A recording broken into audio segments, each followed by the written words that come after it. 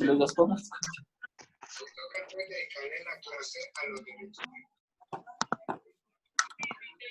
Bueno, esta clave es Laura. ¿Qué?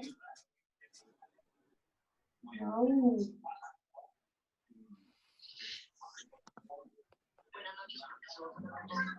Buenas noches. Buenas noches, profe. Mira, que yo le Sí.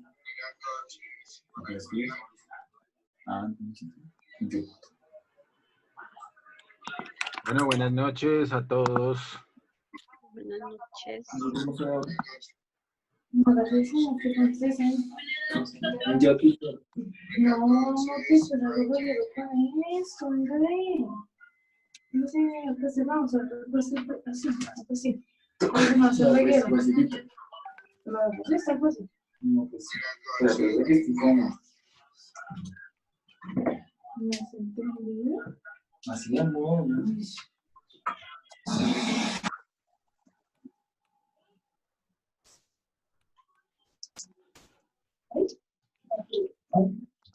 Buenas noches, profe. Buenas noches. Beltrán.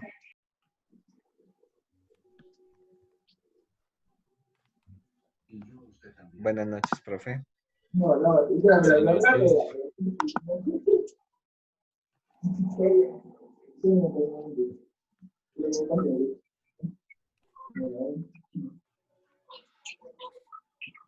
Estamos en este momento. Buenas noches.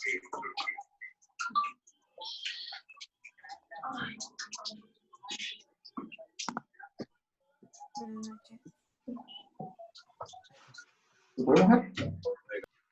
Pues ojalá que no consiga, pero... No, pues no. La web. Entonces, ¿me has bajado? Y yo también, ¿no? Sí, mejor. Igual cuando empieces a jugar, pero va a empezar a caer.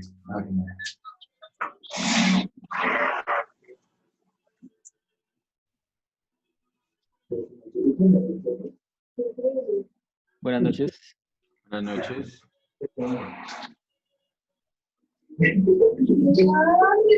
Buenas noches, profe. Buenas noches. ¿Quién llegó por ahí? Profe, buenas Alejandra. noches. Buenas noches. Buenas noches, profe. Buenas noches. Buenas noches, profe. Buenas noches. ¿Quién más llegó por ahí? Bueno, vamos a llamar a lista ya siendo las 8:05. ¿Cuántos estamos? 30. Faltan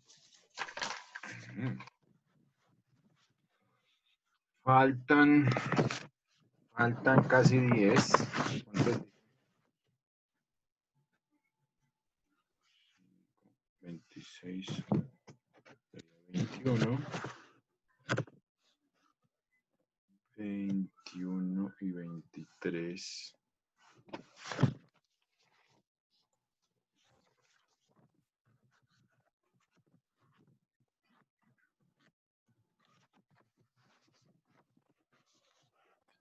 Completos.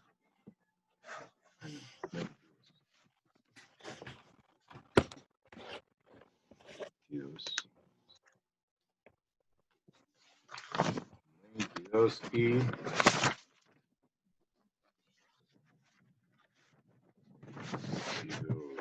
26.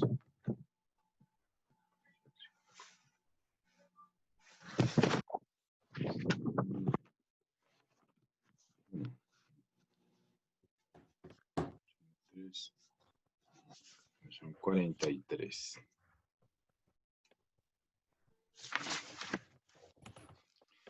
Listo. ¿Cómo estamos con esos grupos? Buenas noches a todos. Buenas noches, profesor. Buenas noches. ¿Cómo estamos con esos grupos? A ver. ¿Ya los tienen organizados? Sí, profe. Sí, profe. Bueno, entonces, a ver.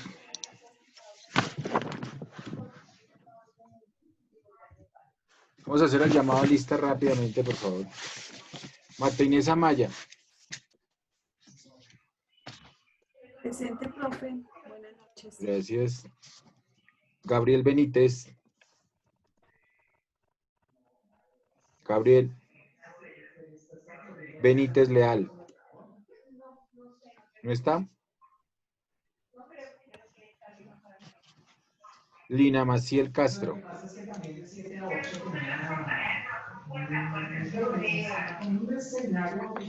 Lina Maciel Castro.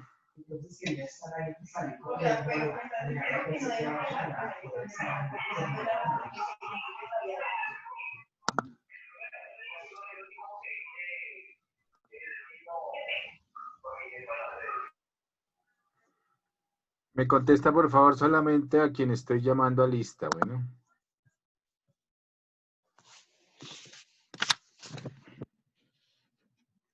Lina Maciel Castro Patiño. Presente.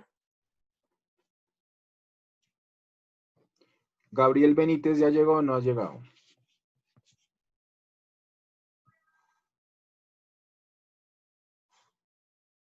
Diego Alejandro Celi. Buenas noches, profesor, presente. Buenas noches. Yerida Alexandra Cruz. Presente, profe. Buenas noches. Buenas noches. Rubén Darío Espinosa. Buenas noches. Buenas noches. Rubén Darío. David Felipe González. Presente, profesor. David Felipe. Gracias. Jonathan David. Presente, profe.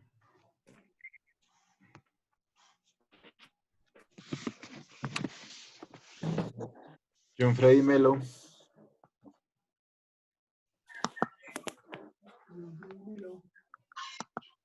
John Freddy.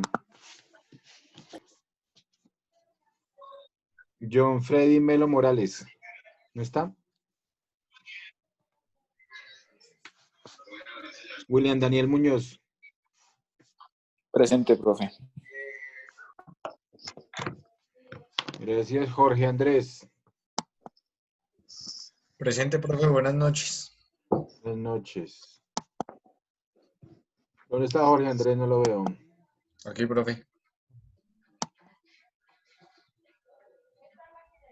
No, todavía no. No lo veo. Espera a ver. Aquí. Listo. Gracias, Jorge Andrés. Listo, profe. Wilber Armando Rodríguez. Presente, profe. Ok, hola, Wilber. Gracias, Jenny profe. Andrea Rodríguez. Presente, profe. Ok, gracias. Jennifer Camila Ruiz. Presente, profe. Camila Ruiz, ok, gracias. Laura Vanessa Zanabria. Buenas Buenas noches. Jimmy Daniel Sánchez. Presente, profe. ¿Dónde está Jimmy Daniel? Señor.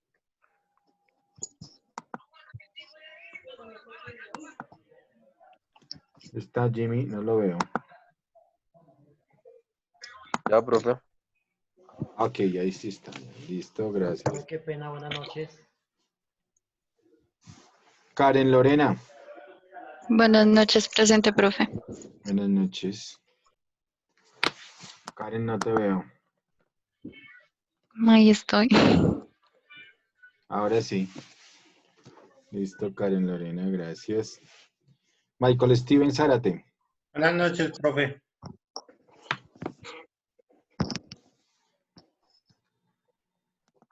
Ok. ¿Cómo estás? Buenas noches. Bien, profe. Emilia Patricia Cruz. Profe, buenas noches. Buenas noches, Emilia. Emilia Patricia, gracias. Xiomara Andrea. Presente, profe. Xiomara Andrea. Ok, Presente. gracias. Luis Anderson Rodríguez. Luis Anderson Rodríguez. Presente, profe, buenas noches. ¿Dónde anda Luis Anderson que no lo veo? Ahora sí. Buenas noches. Buenas noches, profe. Buenas noches.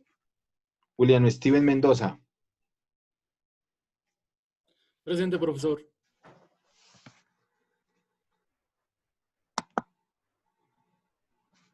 No te veo, William Steven Mendoza. Ahí estoy con la cámara activada. Ahora sí, gracias. Leonardo Vega. Ah, no. El parque se retiró. Ok, gracias. Ahora vamos con Angie Alejandra Bautista. Angie, Presente, profe. Buenas noches. buenas noches. William Erney Beltrán. Edwin Erney Beltrán Ay, perdón. Jiménez. Edwin Erney Beltrán, qué pena. Edwin Erney.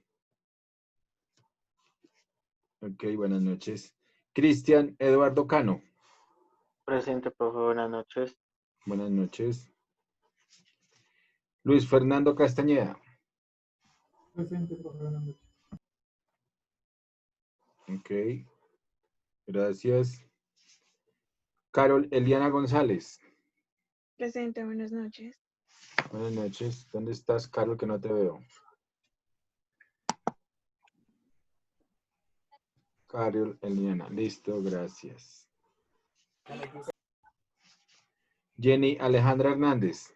Presente, buenas noches. Tampoco te veo, Jenny. ¿Dónde estás? Aquí estoy.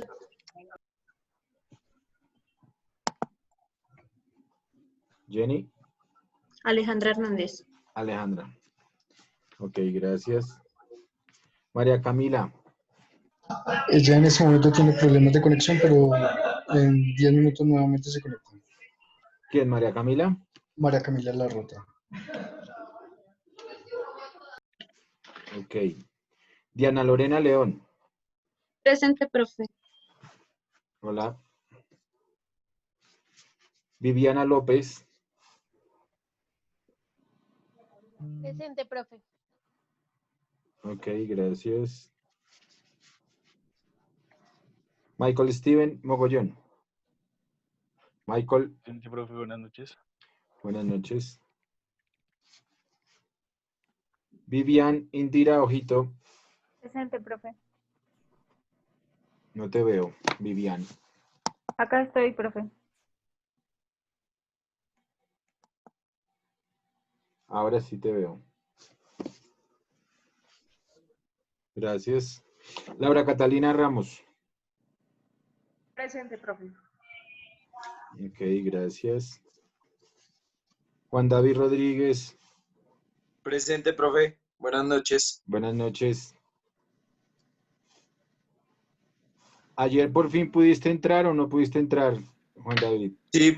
Sí, profe, yo le estaba respondiendo, no sé si era un problema del internet, pero yo le respondí, inclusive escribí al grupo con mis compañeros a ver si ellos me veían. Es que tenía el teléfono conectado al televisor y no sé si por eso hubo alguna interferencia o algo así, pero yo sí lo escuchaba, Merced. Ok, bueno, gracias. Diana Valentina. Bueno, profe. Presente, profe. Ok, gracias. Michael Rojas. Profe, buenas noches. Buenas noches. ¿Dónde anda Michael? Hable Michael. Ahí estás. Hola, Michael. David Felipe. Buenas noches, profe, presente. David Felipe. No veo a David Felipe. Sí, profe, yo tengo cámara. Haga así, haga así. Ah, vale, listo. Ok, David Felipe. Gracias. Giancarlos Vargas. Presente, profe. Ok, gracias. Jessica Lorena. Presente, profe. Buenas noches. Buenas noches. No te veo, Jessica.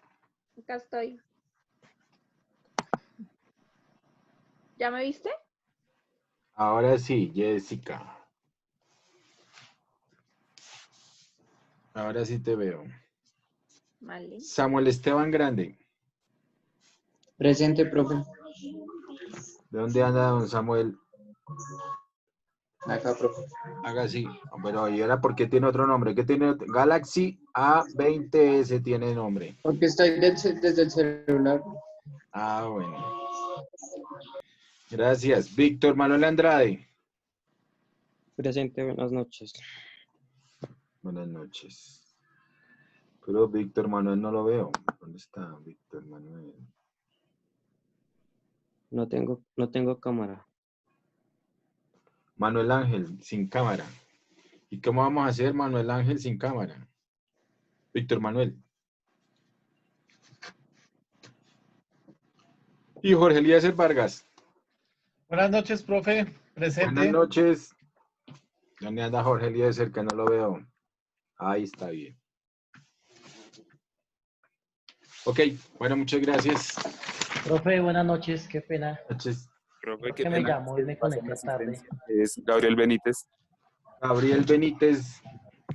¿Qué pasó? Cuéntemelo, ¿dónde está Gabriel? Gabriel, no te veo. Profe, yo soy el de la cámara oscura, ¿recuerda? Gabriel Benítez. Ah, aquí está con la G. ¿Y qué hemos hecho con Gabriel? No hemos podido organizar, Gabriel, la cámara. Este fin de semana sí le tocó organizar cámara. Pues sí, profe, si usted mira y se ve oscuro. Bueno, ¿y quién más llegó? Profe, John Melo, Contauría.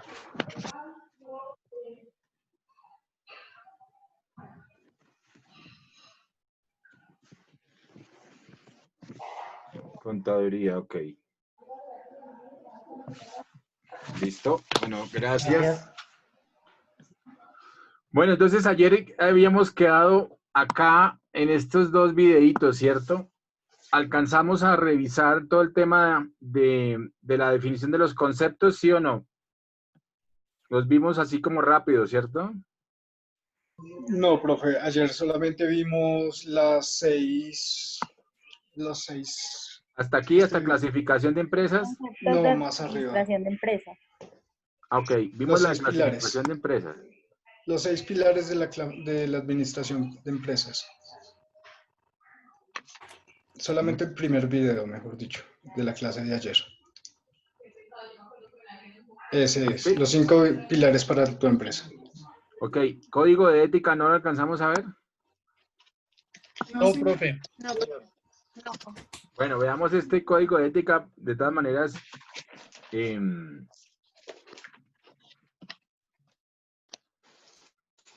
digamos que hay un código de ética para cada profesión y hay un código de ética en general, ¿no?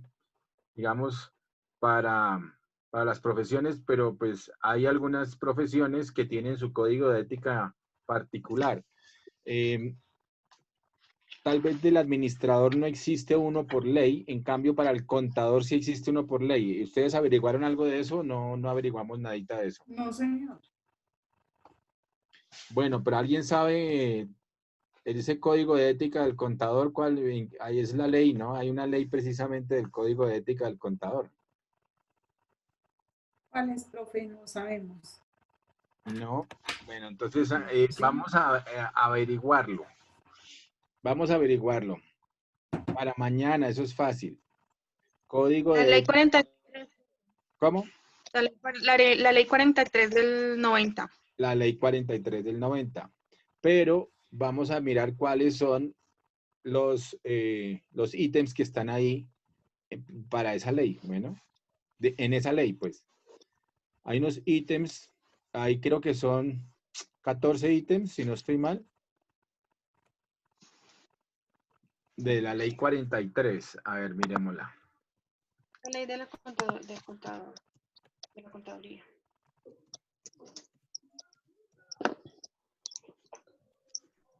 Diez. 10, sí, señor. Integridad, objetividad, independencia, responsabilidad, confidencialidad, observación de las disciplinas normativas, competencia, actualización profesional, difusión y colaboración, respeto entre colegas y conducta ética. Y conducta ética. Es el artículo 37. Artículo 37.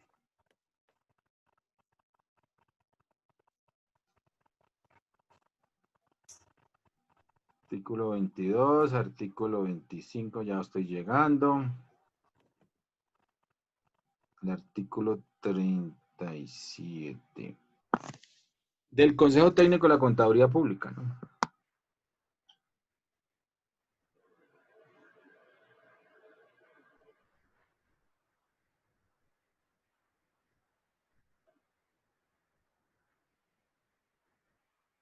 Código de ética profesional.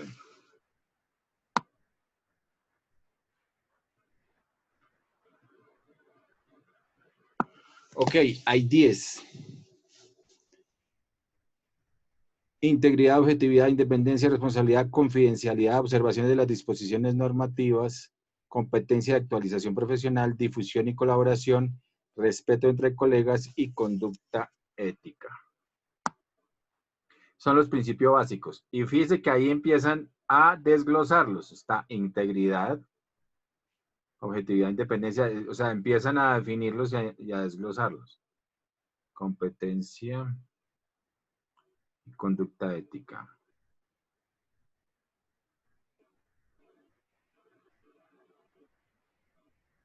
Ok.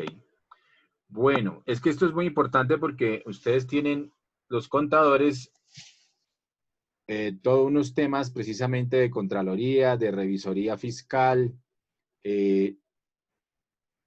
¿Hasta cuántas revisorías puede llevar un contador? ¿Alguien sabe?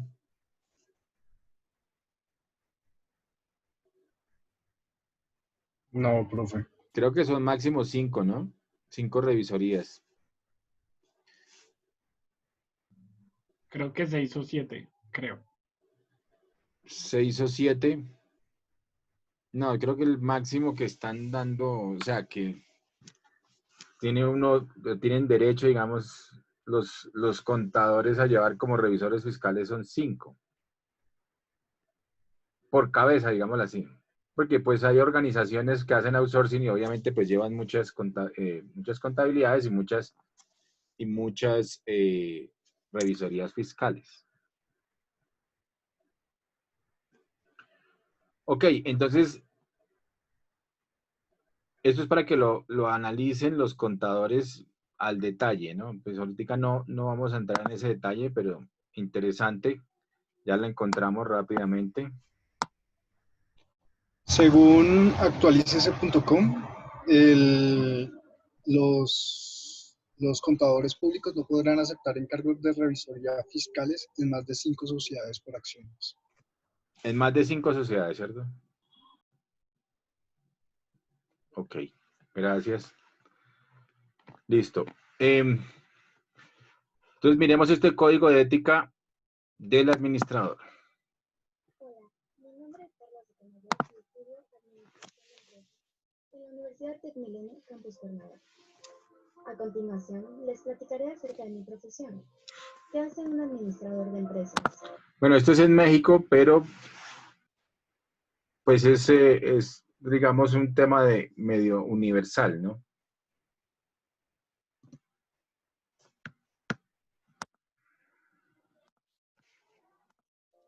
Lo que hace un administrador de empresas es transformar un conjunto de recursos humanos, técnicos, monetarios, tecnológicos, de tiempo y espacio en un proceso útil, eficiente y rentable. Un administrador desempeña ciertas funciones básicas para que una organización se encamine a alcanzar las metas organizacionales. Las habilidades y funciones de un administrador son las siguientes: toma de decisiones, crear y desarrollar organizaciones, realizar procesos de planeación estratégica acordes a la visión y objetivos de las empresas, implementar esquemas de medición del desempeño organizacional como parte de un proceso integral de auditoría y consultoría.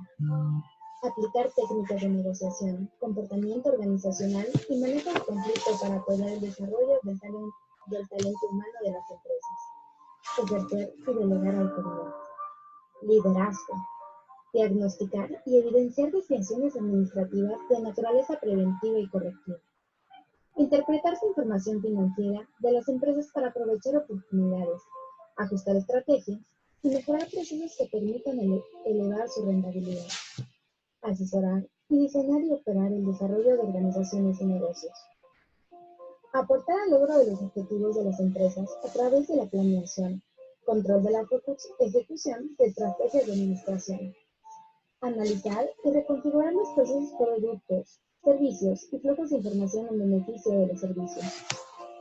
En el campo laboral, como profesional de administración de empresas, tenemos mucho campo de acción en donde podemos desarrollarnos y aplicar nuestros conocimientos, tanto como empresas nacionales e internacionales de cualquier giro, organizaciones no lucrativas, institucionales, gubernamentales, o en el mundo del emprendimiento al crear una propia empresa.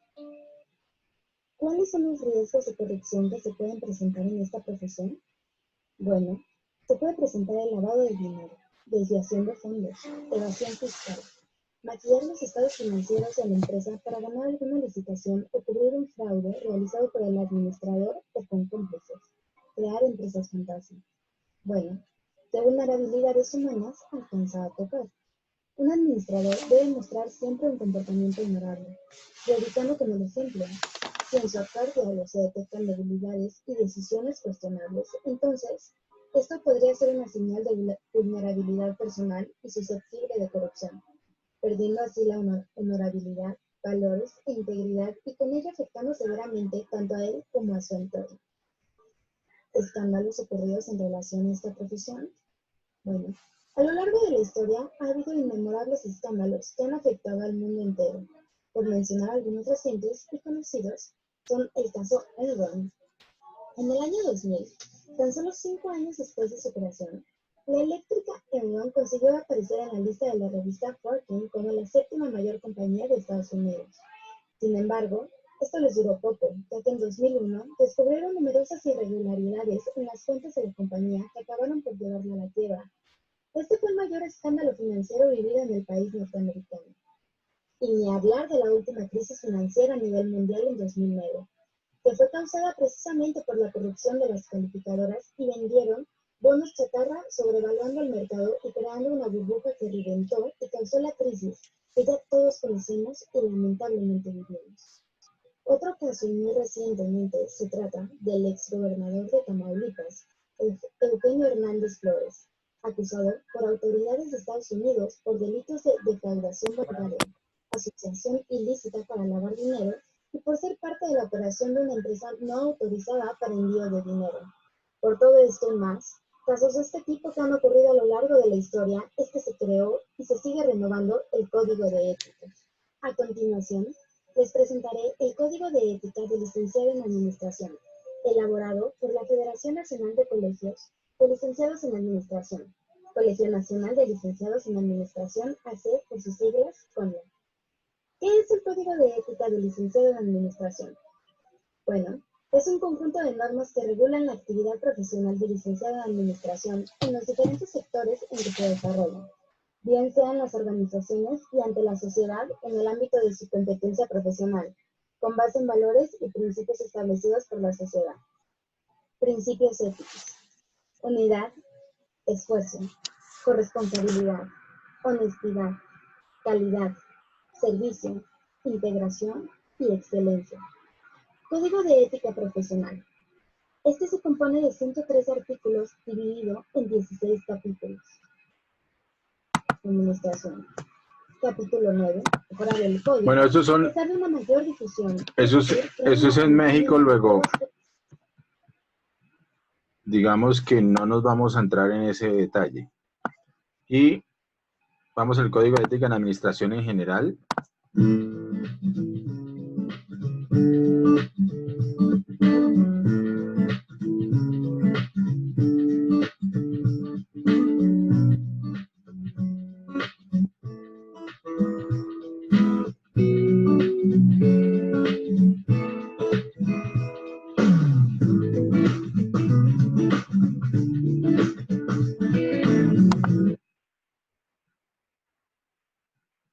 Entonces, ¿qué es lo que dice acá? Que la ética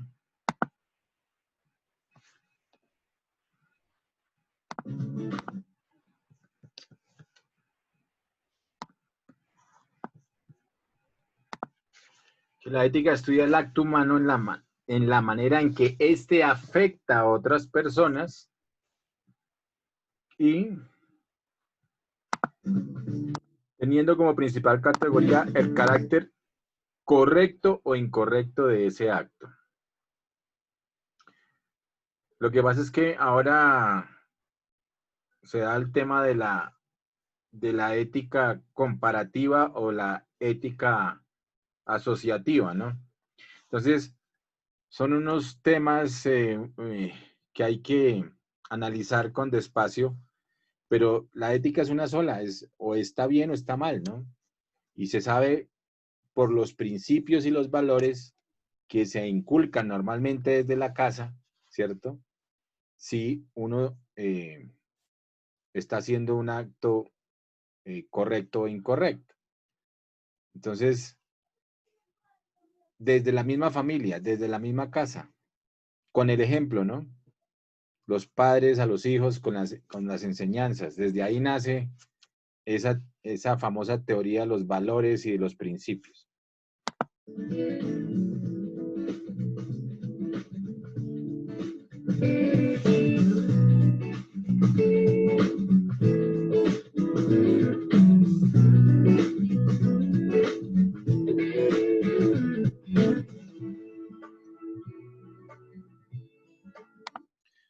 Entonces, en la administración, el estudio de los valores inherentes al ejercicio de una profesión, ¿cierto? De ética profesional, para todas las profesiones. Es el estudio de los valores inherentes al ejercicio de una profesión y que emanan de las relaciones que establece entre la profesión y la sociedad. Por eso, por ejemplo, los ingenieros ahorita tienen unos temas de ética bastante fuertes, los famosos ingenieros civiles, por todo lo que está pasando con los edificios pues mal construidos, edificios con problemas que hay en muchos lados. Acuérdense de la problemática esa del space. ¿Alguien se acuerda de eso?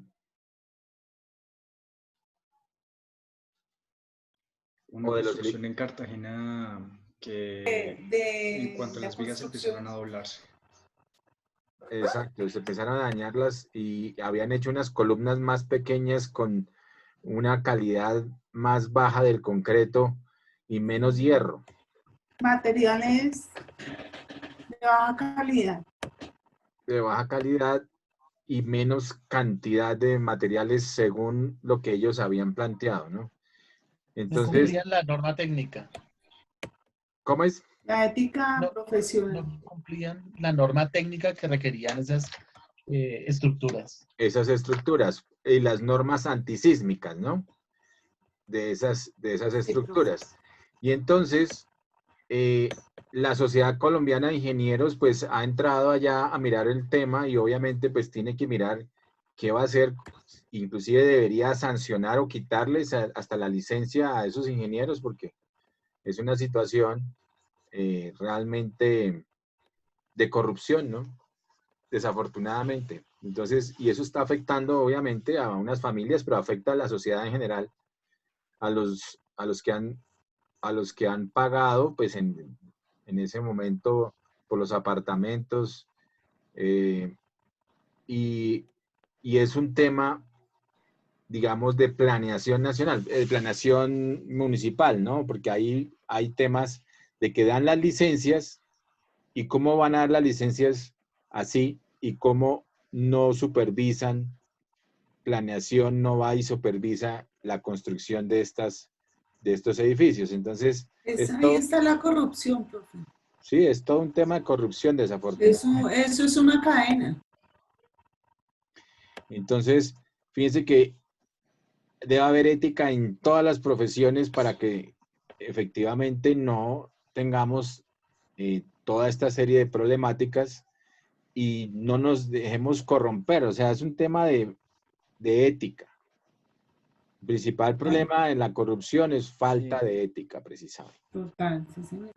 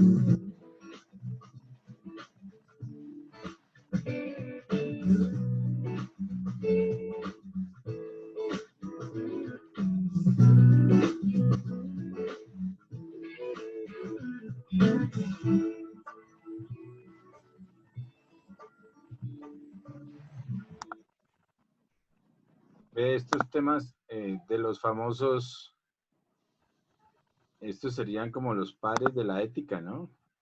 Sócrates, conócete a ti mismo y solo sé que nada sé. ¿Qué tendrá que ver eso con la ética? A ver, alguien que me cuente.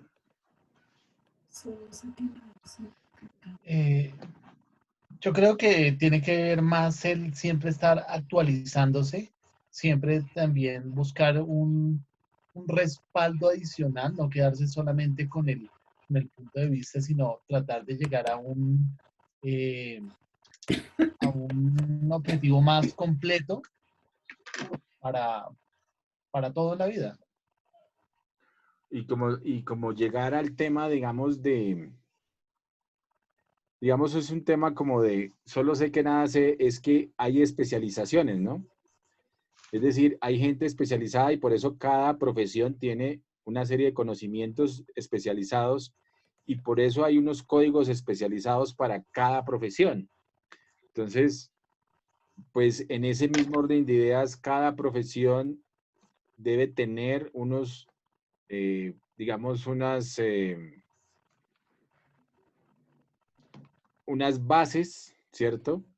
Y unos conocimientos que tienen que tener, obviamente, deben ser manejados con ética, precisamente para no vulnerarlos.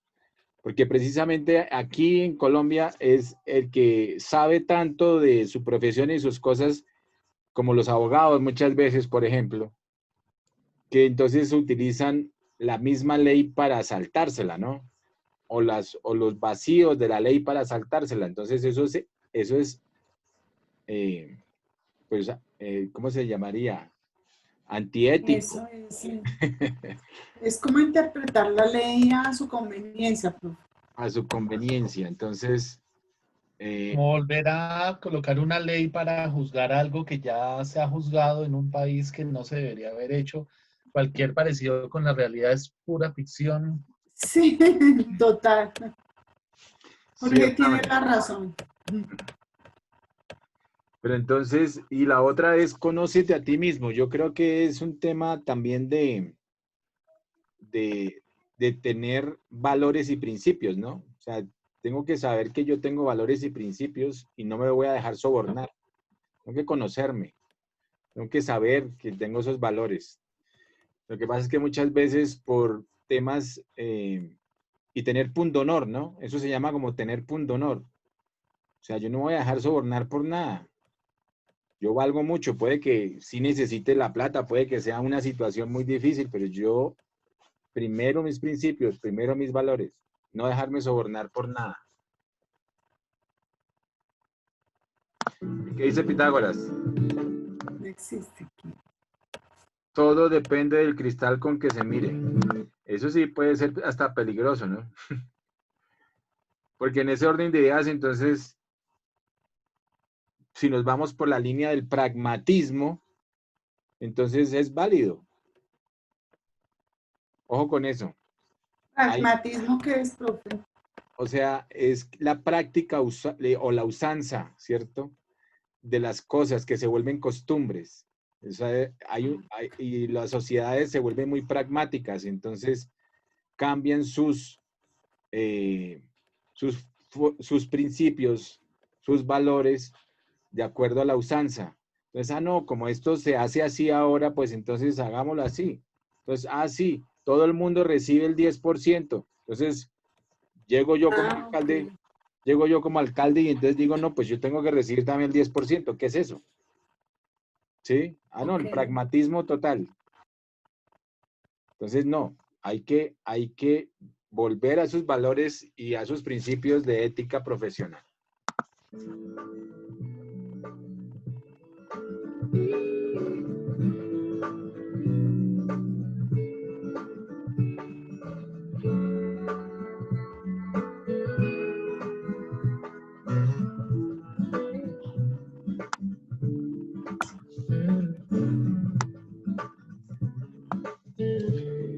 Aquí debe amar su profesión, no es armar, es amar su profesión para que no se muestren obligados a practicar los códigos de la ética, la naturalidad y la conciencia en el desarrollo profesional. Se demuestra una correcta elección de la profesión. Esto influye en el buen comportamiento del profesional. Es decir, amar la profesión precisamente para no agredirla, ¿no? Utilizando transgrediéndola, digamos, en contra de los principios de esa profesión.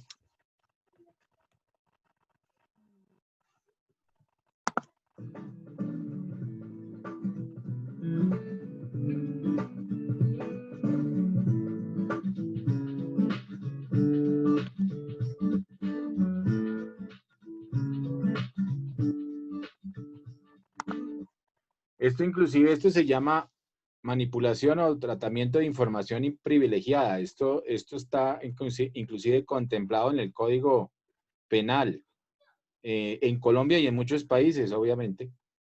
Y eso tiene hasta cárcel, porque es que cuando se utiliza la información privilegiada para hacerse rico, pues hay enriquecimiento ilícito, que se llama. Enriquecimiento ilícito.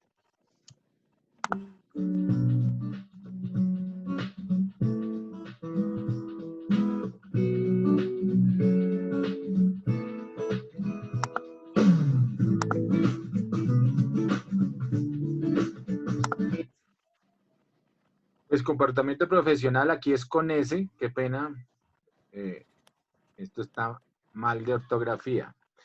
Digno y honorable con sus colegas y mantener una relación de confianza con sus clientes informándoles de sus intereses siempre con la verdad y guardar en absoluta reserva los asuntos que le compete al cliente. Entonces ahí hay un tema de reserva también de la información respecto a los clientes. Eso es muy importante, ¿no? Los abogados tienen que tener una reserva también muy, muy especial, sobre todo con la información del cliente. Pero nosotros como administradores y como contadores también, ojo con eso, los contadores también tienen que tener una reserva de la información muy importante.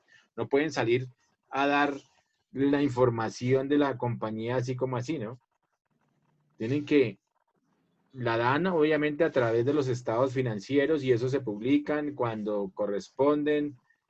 Ahora creo que hay entre comillas, una obligatoriedad de presentarlos y tenerlos ante la Cámara de Comercio muchas veces, ¿no? Y obviamente ante la DIAN, pues uno normalmente lo que hace son, pues como contador, los estados financieros, obviamente para la presentación de la declaración de renta, para todos estos temas, para tener los soportes contables, para los pagos del IVA, los pagos de la renta de fuente, etcétera, etcétera, todos los pagos de impuestos. Entonces, digamos que la compañía normalmente lo que tiene son unas planeaciones tributarias. O sea, el contador, una de las cosas más importantes que tiene que hacer en una compañía, no solamente llevar la contabilidad o ser revisor fiscal de la empresa, sino hacer planeación tributaria. Porque cuando se hace planeación contable y tributaria, se sabe para dónde va también la compañía. La contabilidad debe estar al día, la contabilidad debe ser la fuente más importante para el gerente para tomar decisiones. Saber cómo está la liquidez, saber cómo están todos los temas en la compañía y eso lo da la contabilidad. Edwin. Profe, qué pena interrumpirte, es que mi compañera María Camila La Rota ya logró ingresar al curso, ya logró ingresar. María Camila. De administración. María Camila ya llegó. Ok. Bueno, gracias. Listo. Entonces, esto es importante. Ojo, ténganlo en cuenta los contadores, sobre todo el tema de la información contable, ¿no? Con todos los principios contables que eso requiere.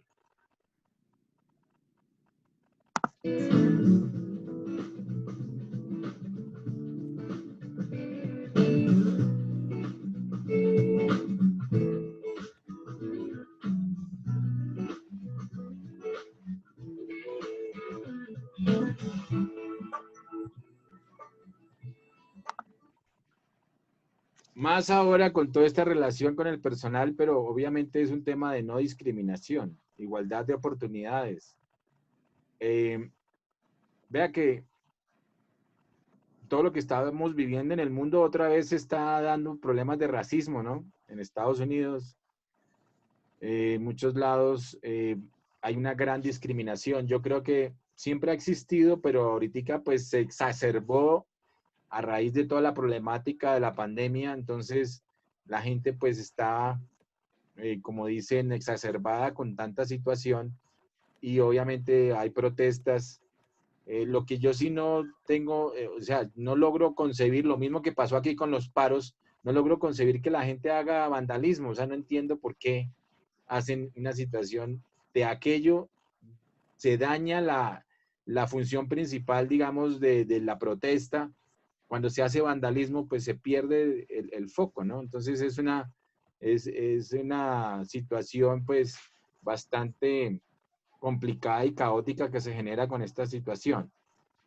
Pero tenemos discriminación en todo el mundo, de muchas formas, ¿no?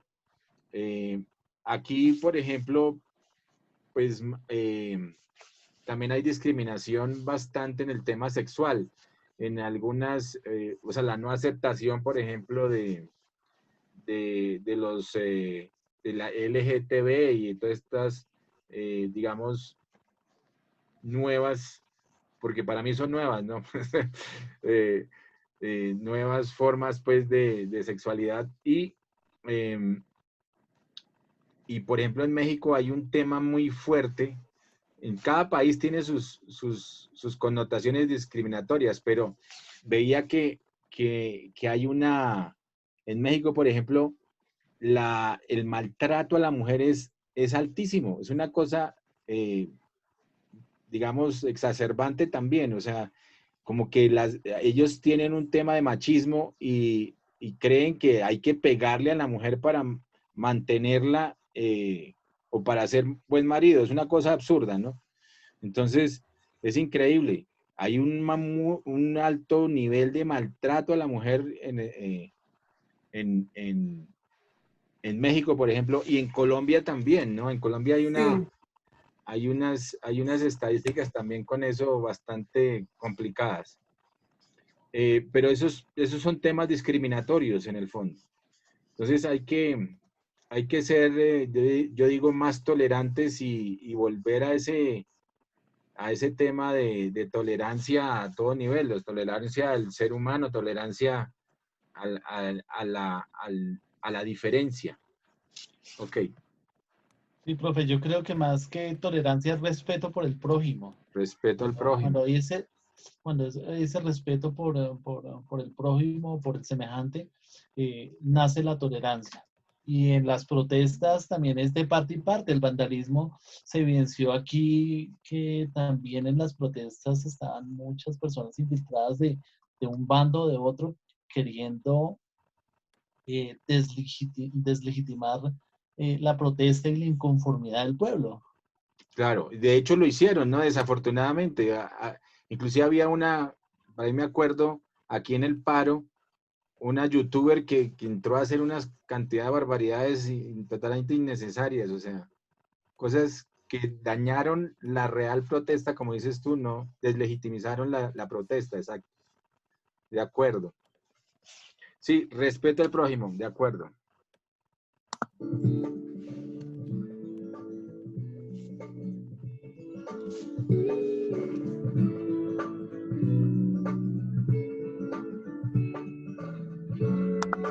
Bueno, aquí hay unos tribunales, ¿no? Por ejemplo, en la parte contable, creo que sí están hasta, digamos, hay sanciones a los contadores y hay sanciones inclusive quitándoles la tarjeta profesional.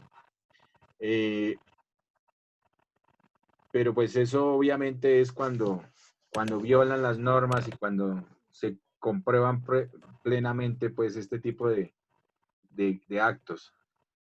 Pero dice, el que viola el Código de Ética Profesional tendrá que ser juzgado y sancionado por sus actos en el Tribunal de Honor. Pues hay consejos profesionales. En Colombia tenemos bastantes consejos profesionales y hay unos que sí tienen muy arraigado ese código de ética. Por ejemplo, los abogados es bastante fuerte en Colombia.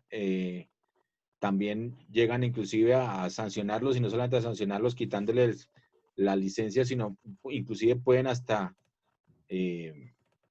digamos,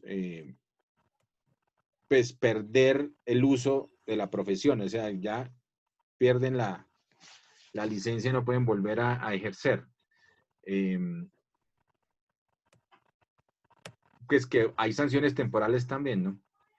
Pero bueno, entonces sí, hay consejos profesionales. Nosotros, por ejemplo, yo soy economista, hay consejo profesional de economía, hay código de ética del economista, más sin embargo, yo no he visto, sinceramente, que en Colombia hayan sancionado a un economista pues por no haber hecho alguna, o por haber hecho alguna cosa mal hecha de ese código de ética.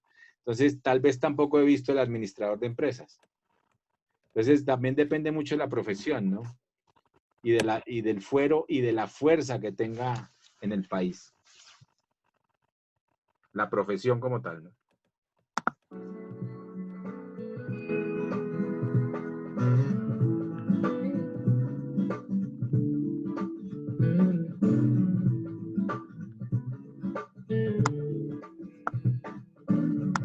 Entonces, la palabra corrupción en su actual sentido social y legal es la acción humana que viola las normas legales y los principios de la ética. Hay quienes al hablar de la corrupción se refieren a los actos deshonestos en que incurren los empleados del Estado.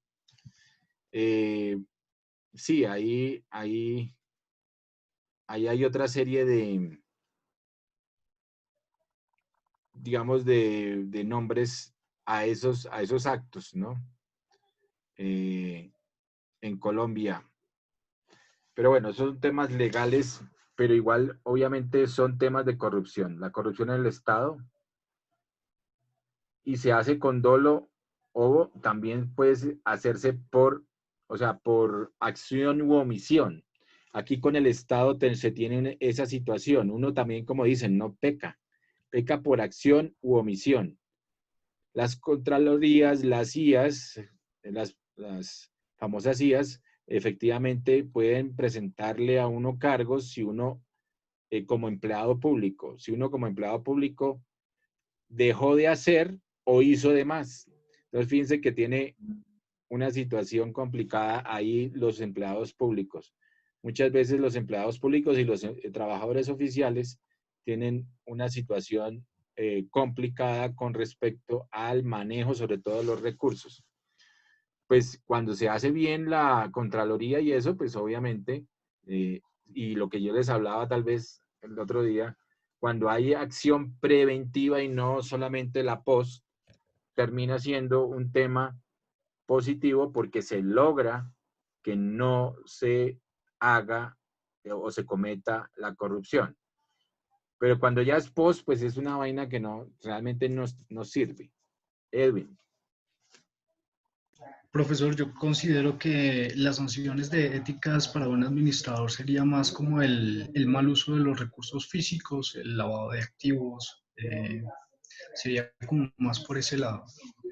Claro, y la malversación de fondos, el robo continuado, el abuso, digamos, de poder en el uso en la toma de decisiones, por ejemplo, respecto a activos, respecto a acciones. La Superintendencia de Sociedades precisamente sanciona a los administradores de las compañías por acción u omisión. Es decir, si no le pusieron cuidado y la compañía, por ejemplo, se fue a quiebra, también los sancionan. Aquí la que hace eso con las sociedades y con los administradores de las sociedades es la Superintendencia de Sociedades, es la que está actuando en este momento. Bueno, ok.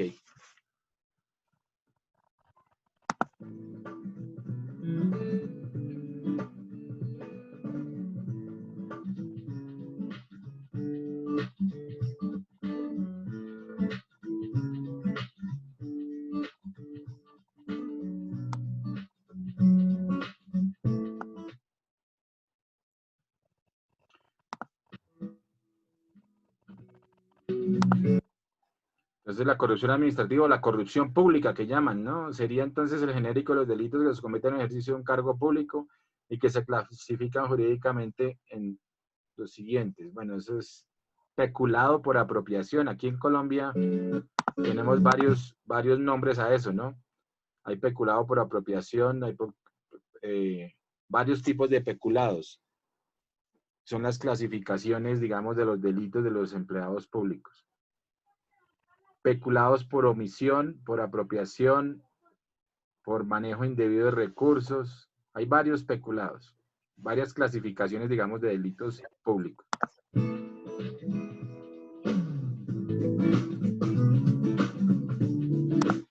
Bueno, un ejemplo de corrupción, ahí lo de Walmart, que cambió precisamente. Bueno, ya habíamos hablado de Enron. Enron fue la tapa, pues, en temas de corrupción. La última corrupción en Colombia, pues, fue la famosa, el lavallato, o sea, es decir, todo lo del tema de Odebrecht, ¿no? Todavía sigue siendo, todavía hay expedientes andando por ahí de ese tema. Sobre todo porque permearon las dos campañas políticas, tanto de los unos como de los otros. O sea, que se los hayan tapado es otra cosa, pero de tanto de unos como de otros llegó plática por ahí, por ese lado, desafortunadamente. Profe, y a ellos se les apareció la Virgen con lo del COVID. O sea, estaba álgido el asunto, pero llegó de verdad el problema de salud pública y todo se detuvo. O sea, todas las investigaciones, los procesos, el llamamiento a juicio, se detuvo todo por el problema de salud pública. Ciertamente, y pues, así como dicen, pues sí, eso es una cortina de humo que está en este momento y obviamente todo el resto de los procesos y todo eso está en stand-by, claro. Me imagino, ¿cierto? Que es como muchas otras cosas, pues esperamos más bien que no pase lo que siempre pasa, que eso termina archivado o termina perdido, ¿no? Vencimiento de términos. Vencimiento de términos y entonces se acabó el tema. Aunque en este momento como dicen, todos los términos están suspendidos. Entonces, ojalá la justicia se haga tarde que temprano. Bueno, esperemos, roguemos que eso pase.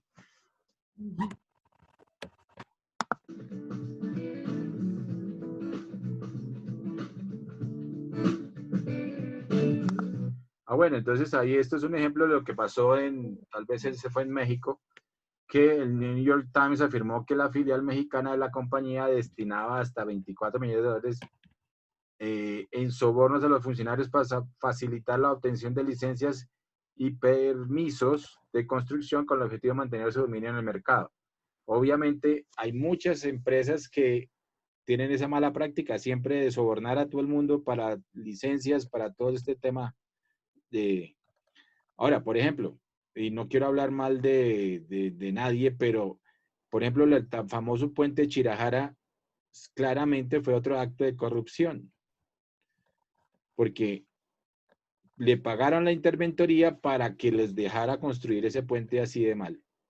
Y no es un problema de diseño, sino fue un problema realmente de todo nivel, tanto de diseño, tanto de materiales, porque también estaba comprobado, sino que eso al final dijeron que no era, que ya habían hecho una prueba de materiales y que estaban bien, pero eso es mentira. Obviamente eso ya lo taparon, lo organizaron. Pero ahí, por ejemplo, ¿y de quién es desafortunadamente la empresa? Pues del hombre más rico de Colombia. Es corrupción política. Pero, profe, ¿de dónde salió la mayor parte de la parte económica? De las pensiones y y de las cesantías. Fue lo que se reinvirtió en este negocio. O sea, hubo pérdidas bastante grandes, pero también no fue totalmente de la empresa privada. Sí, lo que pasa es que desafortunadamente ahí pues Luis Carlos Sarmiento Angulo, pues obviamente ha manejado como dicen, maneja la caja de los presidentes. Entonces es un tema, yo creo que inclusive va a ser un problema, sí, de nivel político, pero ya lo han tapado muchísimo, pues, porque el antiguo fiscal también hizo su función en su momento y tapó muchas cosas. Acuérdense que hasta murieron dos personajes ahí en lo de las 4G. Tristemente, hasta lo apodaron por eso el señor Cianuro, ¿no? Terrible esta situación. Pero es un tema político muy, muy fuerte, muy álgido.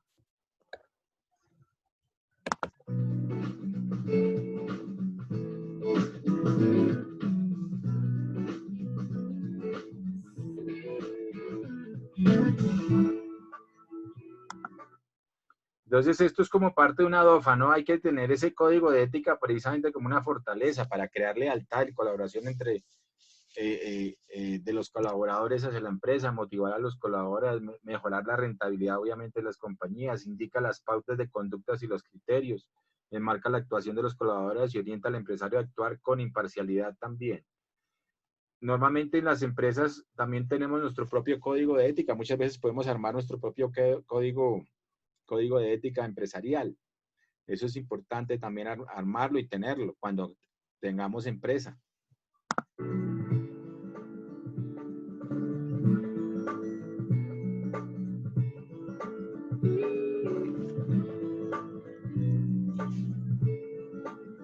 Bueno, esto es un ejercicio ahí diferente, pero vamos a mirar, vamos a revisar ahora quiénes son los famosos stakeholders. Ya lo habíamos hablado un poquito en el mapa conceptual, pero aquí lo van a desglosar un poquito más en detalle.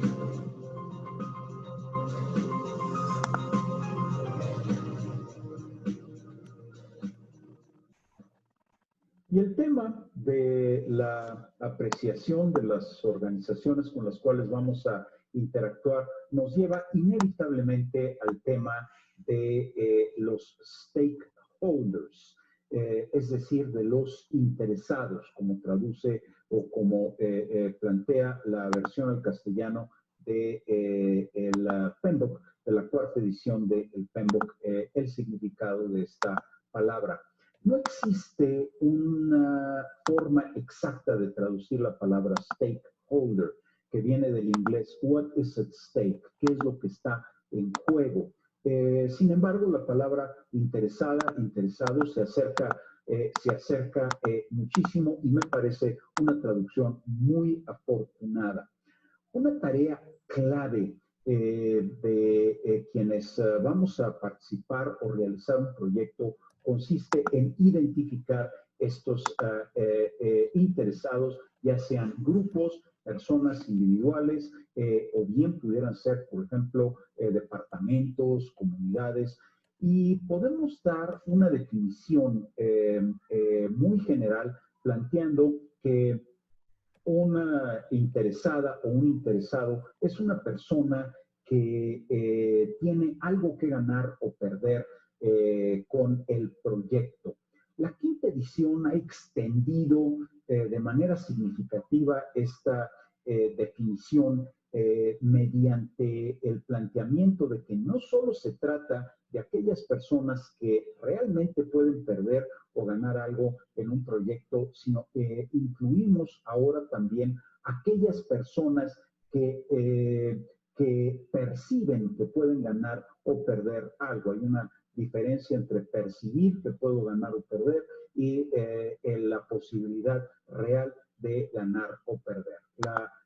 Pues por eso hay unos stakeholders internos y unos externos, que hay unos están directamente involucrados y otros, hay unos involucrados, digamos, podríamos decir que son la sociedad, etcétera, etcétera, estaría siempre involucrada, pero hay unos comprometidos que son los socios o accionistas.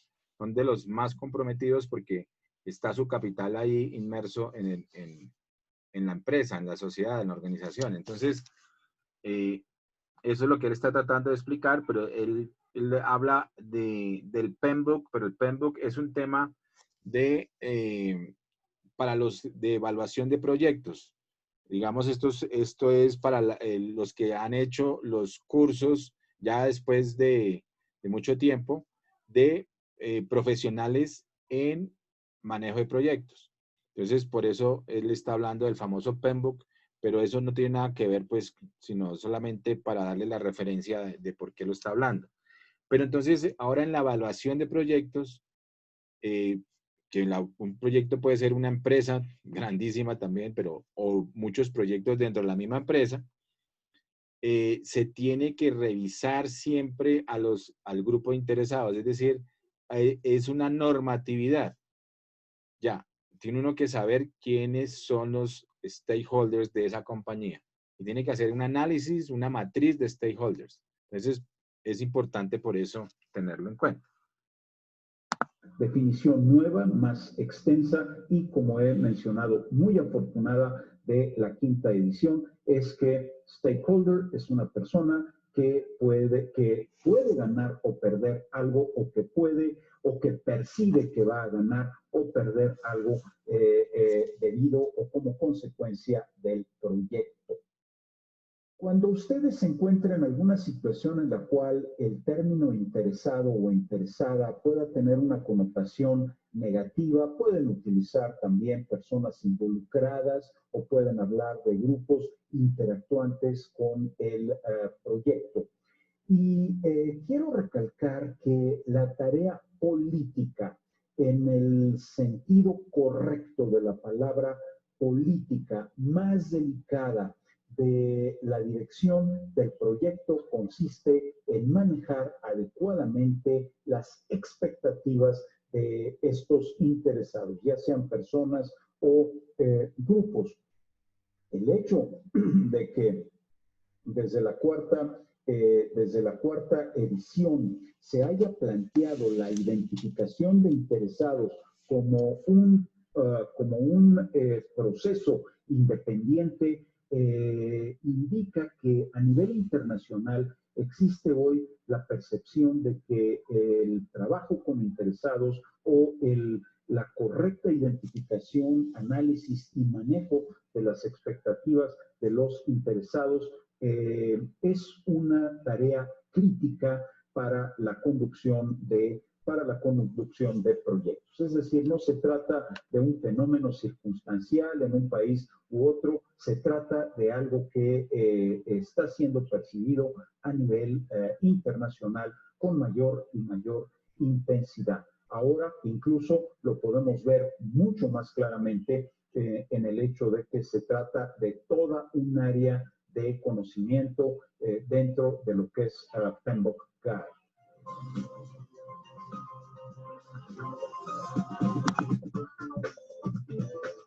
Formación virtual en PIN.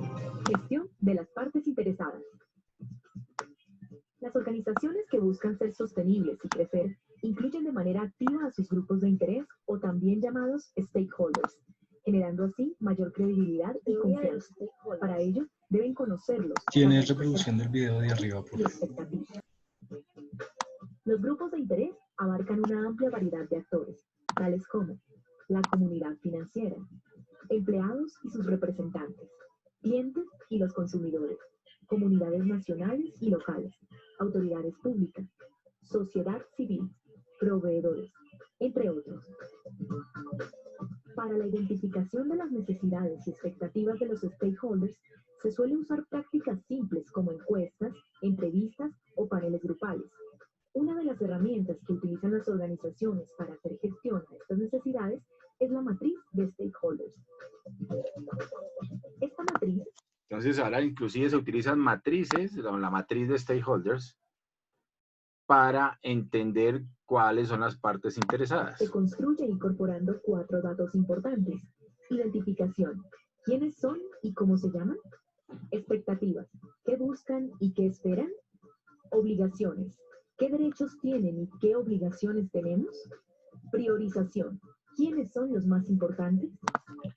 Entonces, es importante que lo tengan esto en cuenta, porque uno de los capítulos del Canvas, precisamente, en el Business Model Canvas, es averiguar cuáles son las partes interesadas. Entonces, tienen que hacer esta matricita a futuro, que es identificación, quiénes son, cómo se llaman. Entonces, pueden ser los proveedores, clientes, etcétera, etcétera, empleados, los socios, la junta directiva, los dueños de la compañía, etcétera, etcétera. Obviamente, la sociedad, dependiendo de la empresa también, pues puede haber más stakeholders. ¿Qué expectativas? ¿Qué busca cada uno de ellos? ¿Qué esperan? Si buscan rendimiento, si buscan utilidad, si buscan beneficios sociales, si buscan beneficios ambientales, la sociedad, responsabilidad social. ¿Qué derechos tienen? ¿Qué obligaciones tenemos? Entonces, hay que ver. Los primeros que tienen derecho, por ejemplo, serían los accionistas, ¿no? Serían los accionistas. Los acreedores y proveedores también tienen unos derechos, pero en menor grado. Pero hay que ver cómo es esa matriz y hay que armar esa matriz de stakeholders para el Model Canvas. Algunas de las necesidades y expectativas de los stakeholders pueden ser de los accionistas, de los empleados, de los clientes y consumidores, de los proveedores, de las autoridades públicas y de la sociedad. Paralelo a la identificación de las necesidades de los stakeholders, las organizaciones deben priorizar a cada una de sus partes interesadas.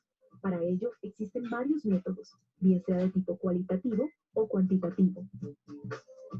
Una primera forma es hacer una subdivisión en primarios, aquellos que son afectados directamente por las actividades de la organización, y secundarios, aquellos que indirectamente son afectados o para los que el impacto no es relevante.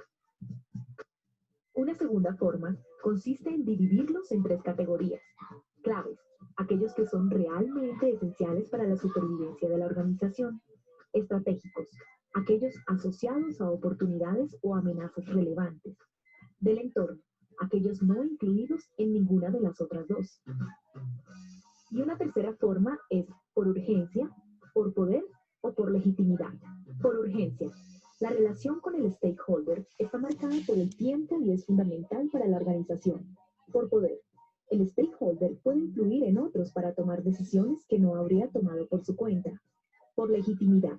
El stakeholder tiene una capacidad de influencia moral o legal sobre el comportamiento de la organización.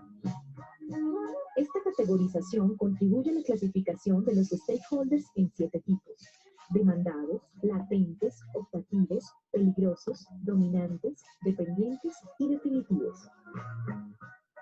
Las estrategias que desarrolla la organización con los stakeholders pueden depender de la relación de poder versus interés. Poder versus influencia. O impacto, influencia. Es importante destacar que la estructura de alto nivel de las normas ISO establece que las organizaciones deben determinar sus grupos. Las famosas normas ISO son los sistemas de gestión de calidad. Para empezar, la ISO 9001 2015, pero creo que ya van a sacar la 2020, ¿no?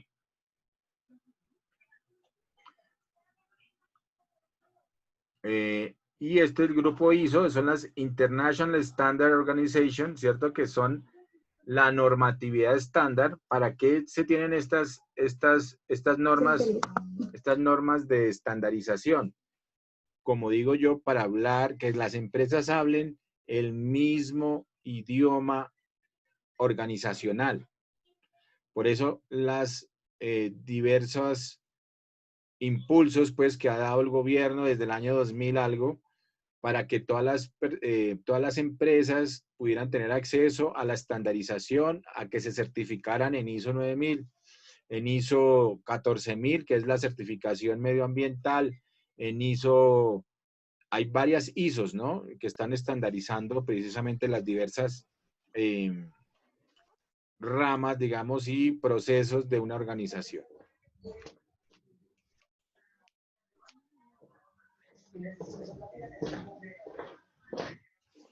Ok, entonces, la estructura de alto nivel, ISO, grupos de interés y comprender las necesidades y expectativas de estas. Comprender sus necesidades y expectativas, y que éstas deben ser monitoreadas y revisadas periódicamente. El mapeo de los stakeholders permite no caer en falsos positivos, stakeholders que se consideran relevantes y no lo son, y descuidar a los fantasmas, stakeholders que se consideran irrelevantes pero son de mucha importancia. Formación virtual, el PIM, gestión de las partes interesadas. Ok, bueno, entonces eso estaba interesante también. La teoría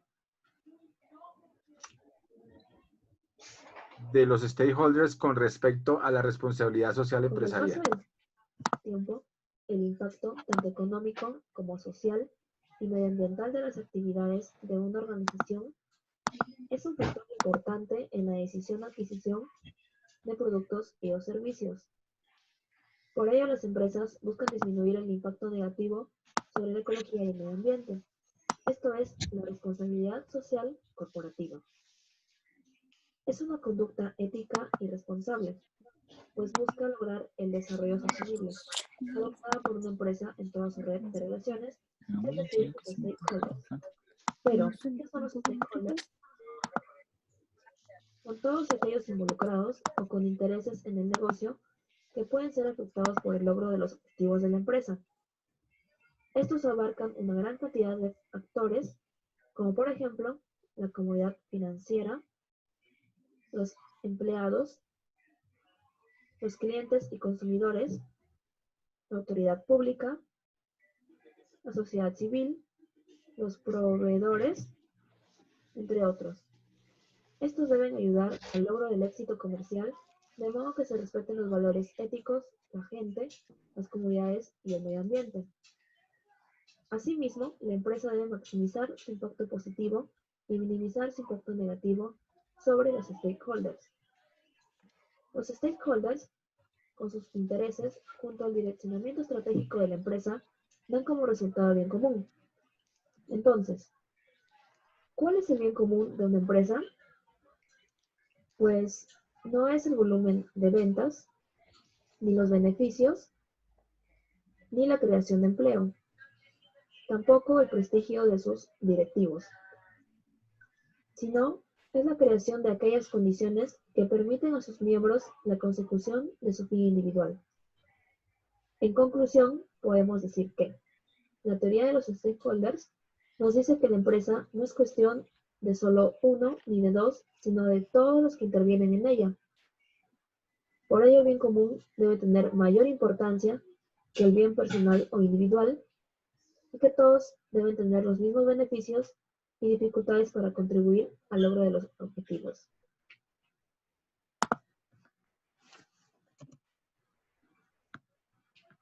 Bueno, ahí es el famoso bien común, que inclusive hay toda una teoría sobre el bien común, que inclusive hay una economía. Ya desde el año 2010 salió la teoría de la economía del bien común, precisamente para manejar todos los temas de los recursos naturales, de la humanidad, todo el tema de los océanos, y es toda una teoría sobre cómo llegar a manejar muy bien los recursos y la naturaleza, y sobre todo el impacto que están teniendo las empresas, y nace también con la famosa economía circular. Entonces es toda una concatenación de estas economías para llegar a la economía del bien común.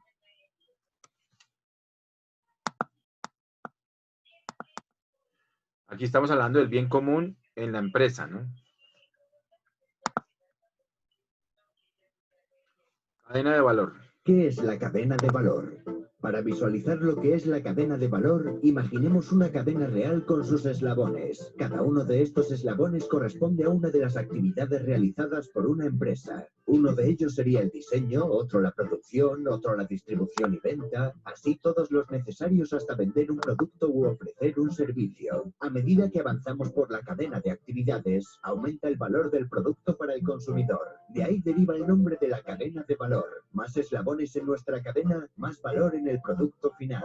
Todas estas actividades imprescindibles para elaborar un producto o prestar un servicio se dividen en dos tipos: las actividades primarias o de línea y las actividades de apoyo o de soporte. Ahora veremos en qué consiste cada grupo. Las actividades primarias o de línea son las que tienen que ver directamente con la producción y comercialización del producto. Logística interior, de entrada. Con este nombre nos referimos a gestionar, recibir, almacenar las materias primas que necesitamos para fabricar el producto. Operaciones, producción. Estas materias primas hay que procesarlas para transformarlas en el producto final. Es lo que todos asociamos con la actividad de una empresa. Por ejemplo, una fábrica de coches, suponemos que fabrica coches. Logística exterior, de salida. Una vez el producto está terminado, es necesario almacenarlo. Más adelante, hacer que llegue hasta el consumidor. A esto último se le llama distribución y puede hacerse a través de tiendas o directamente. Marketing y ventas, actividades con las cuales se da a conocer el producto. Servicios, aquí incluimos las garantías, la instalación, la reparación y el mantenimiento. Se trata de actividades con las que se mantiene y realza el valor del producto. Actividades de apoyo o de soporte. Las actividades de apoyo o de soporte no están directamente relacionadas con la producción y comercialización, pero son imprescindibles. Son las actividades necesarias para que se puedan dar las principales, pero no por ello tenemos que sacarlas de la cadena, pues ellas también aportan valor al producto. Infraestructura de la organización. Son las actividades que prestan apoyo a toda la empresa, como la planificación, contabilidad y las finanzas. Gestión de recursos humanos. Búsqueda, contratación, entrenamiento y desarrollo del personal. Desarrollo de la tecnología. Actividades relacionadas con la investigación tecnológica y el desarrollo necesarios para apoyar las demás actividades. Abastecimiento. Almacenaje y acumulación de artículos de mercadería, materiales, etc. La utilidad de la cadena de valor. Una vez vistos todos estos eslabones, nos preguntaremos para qué sirve analizar la cadena de valor de nuestra empresa o de cada uno de nuestros productos o servicios. Pues bien, la cadena de valor es una forma muy útil de analizar cómo funciona una empresa. Gracias a este análisis se puede apreciar al detalle el funcionamiento, ver en qué eslabones están los fallos y en qué puntos residen los aciertos. Uno de los objetivos de este análisis puede ser reducir costes. Es conveniente y saludable reducir costes, pero siempre sabiendo el lugar adecuado para recortar, ya que existe un límite tecnológico de hasta dónde podemos reducir estos costes sin hacer un producto peor. Por ejemplo, un análisis podría aconsejarnos la práctica del outsourcing, es decir, externalizar ciertas actividades para que las efectúen otras empresas. Pero decíamos que también encontraremos aciertos. Esos aciertos los consideraremos ventajas competitivas de nuestros productos o servicios. O sea, ¿qué ofrecemos de bueno nosotros que no ofrece nadie más? Si detectamos una ventaja competitiva, el objetivo debería ser trabajar para mantenerla, ya que muchas veces la rentabilidad puede obtenerse aumentando el valor de lo que producimos en lugar de reduciendo costes. Conclusión. Analizando la cadena de valor de nuestra empresa, detectamos tal vez dos cosas: lo que hacemos muy bien y lo que hacemos muy mal. Raro será que todo se haga con la misma eficiencia o falta de esta a lo largo de un proceso compuesto por múltiples actividades muy distintas entre sí. Por ello, la cadena de valor aísla esas actividades y las analiza una por una. En ese análisis se puede ver si se invierte en exceso o demasiado poco en cada actividad o eslabón, y así se pueden reducir costes o aumentar las ventajas competitivas. El objetivo final de toda empresa no tiene que ser exclusivamente reducir los costes, sino ser rentable. La rentabilidad es el valor de nuestro producto menos lo que nos ha costado hacerlo. Por lo tanto, la rentabilidad puede venir de ofrecer un producto barato, sí, pero también podría venir de ofrecer un producto bueno, competitivo. La cadena de valor nos ayuda a identificar de forma muy detallada dónde reside el valor de nuestro producto. Y por este motivo, podría llevarnos tanto a reducir costes en un área como a reforzar la inversión en otras para aumentar las ventas. Ok, esto es una matriz que también se organiza para hacer el análisis de cómo, en dónde está generando valor, en dónde se genera más valor en nuestra cadena de producción. Entonces, Edwin. Profesor, una consulta. Si las compañías estandarizaran los productos, digamos, en los productos celulares, si todos los celulares fueran iguales y hubiera la posibilidad ¿cómo se dice eso? De reciclaje de esos mismos, ¿no se puede mitigar esa cadena de producción? ¿No saldría mucho más económica hacer una cadena de ese tipo? Sí, claro. Es decir, Una de las teorías, precisamente eso se llama de la economía circular. Una de las teorías es que todos deberíamos tener acceso a la misma calidad y a la misma cantidad, digamos, de tecnología, y que nosotros no dependiéramos de, digamos, en el proconsumo o el consumo como tal, fuera, digamos, diferenciado, sino que todos tuviéramos acceso a ese tipo digamos, de celulares, el último celular, supongamos, el último celular, con el tema de reciclaje y de reuso. Es decir, que lo único que tendríamos que hacer sería cambiar un chip, y lo que se estaría dando era cambiar ese chip y seguir utilizando el celular. ¿Qué es lo que nos está pasando en este momento? Se está desechando todo el celular. Entonces, si salía una nueva pantalla, supongamos, con una nueva cámara, entonces lo que están tratando de hacer en el diseño, en el rediseño de esos celulares, pero eso es parte de la economía circular.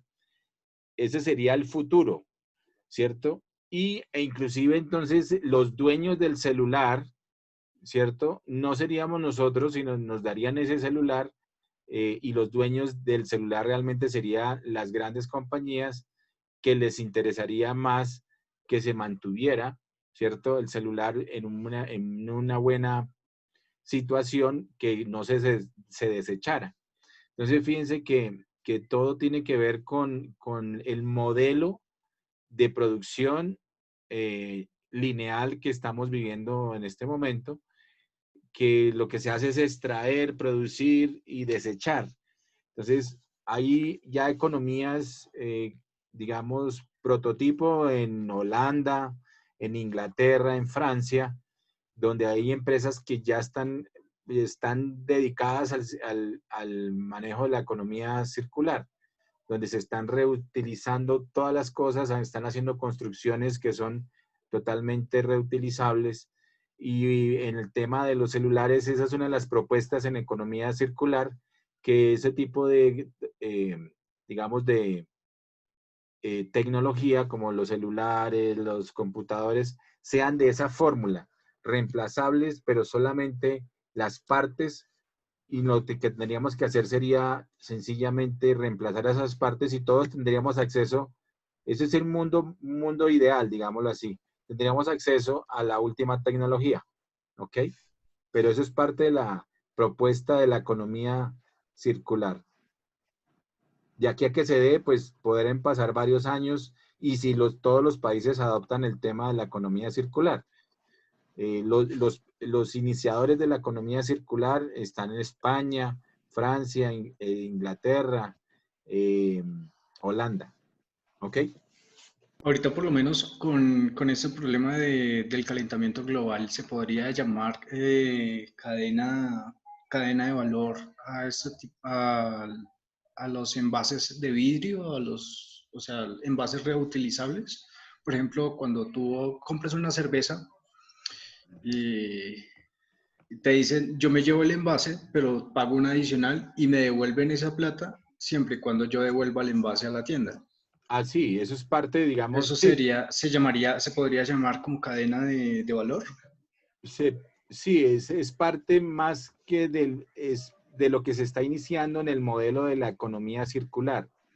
Es mejorar todo el tema de reuso, reciclaje. Por eso es que te dan como una especie de bono si llevas o sea, retornas el envase, para que haya reciclaje, para que empiece a haber esa cultura y ese manejo. Al principio pues toca que haya un incentivo de algún nivel y normalmente es económico. Vale la pena reciclar. Toda la economía circular maneja 7 Rs que arrancan con el rediseño, reuso, recomposición, reciclaje. Bueno, son 7 Rs que están proponiendo para que cambiemos el modelo lineal de producción y se vuelva un modelo circular donde todo se reutilice, todo se pueda volver a reusar o repotenciar.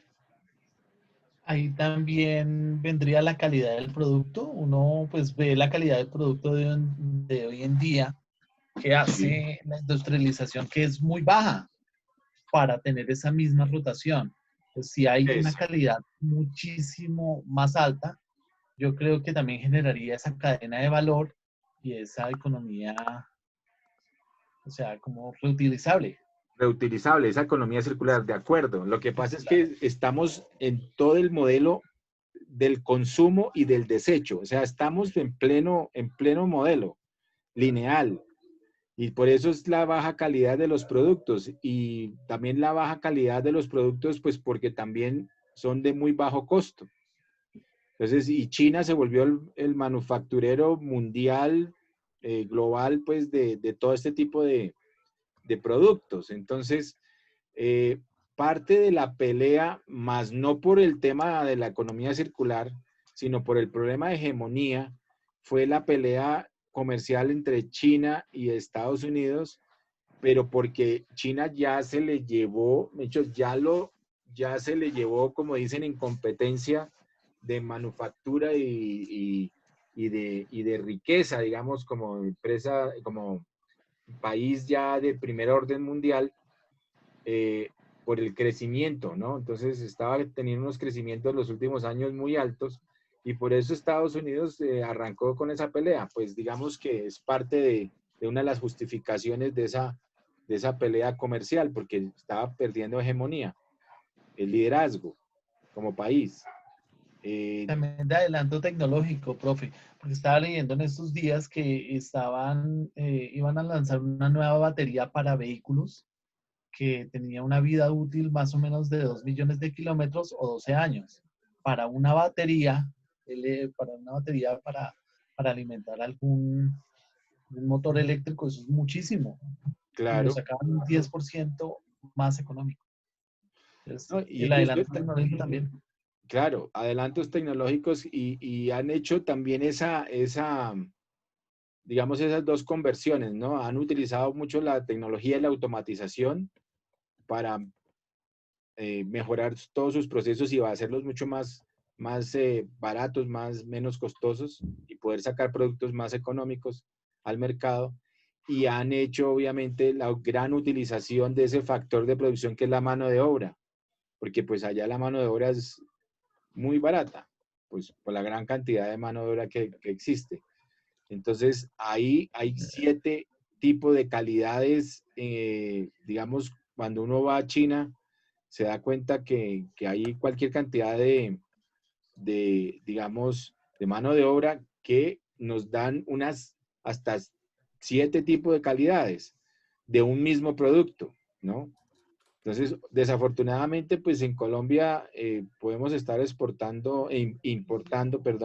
importando pues de las más bajas calidades por los temas de precios.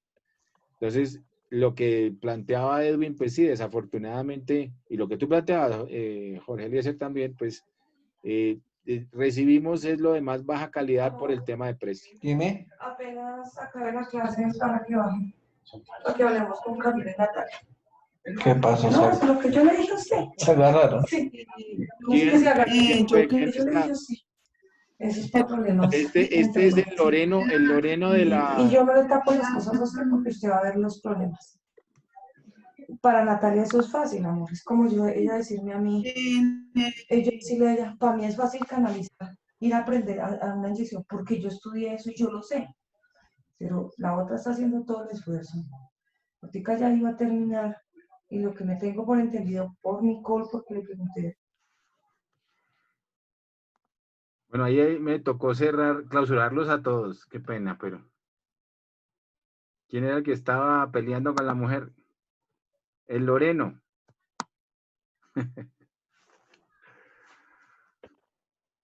Eso pasa. Bueno, entonces, acá este tema, bueno, este es un video detallado de cómo hacer la cadena de valores, toda la matriz. Este es un buen video, lo que pasa es que ya vimos harto de cadena de valor. Yo creo que los podemos ir rápido. Marta, cuéntame. Profe, es que yo quería hablar algo y aportar algo a mis compañeros y al profesor. Bueno, cuéntame. El tema del círculo económico, ¿sí? De la cadena.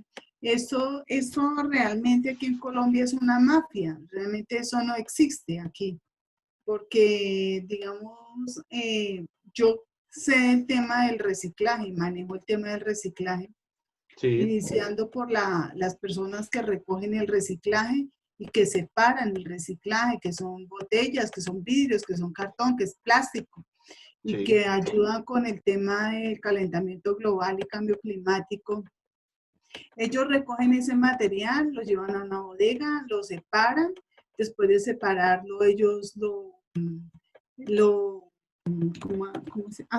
manejan como materia prima mediante un molino y después lo llevan a las grandes empresas, pero, o sea, todo ese proceso de cadena de que estamos hablando, ellos no se ganan ni el mínimo, o sea, una cosa mínima para lo que realmente las grandes empresas, como los hijos del señor Uribe y estos que tienen las grandes empresas de reciclaje, que exportan y que hacen ya el tema del proceso que se lleva a cabo y que lo exportan. Entonces, es el tema de la cadena, el círculo económico que se habla, que yo he trabajado en eso.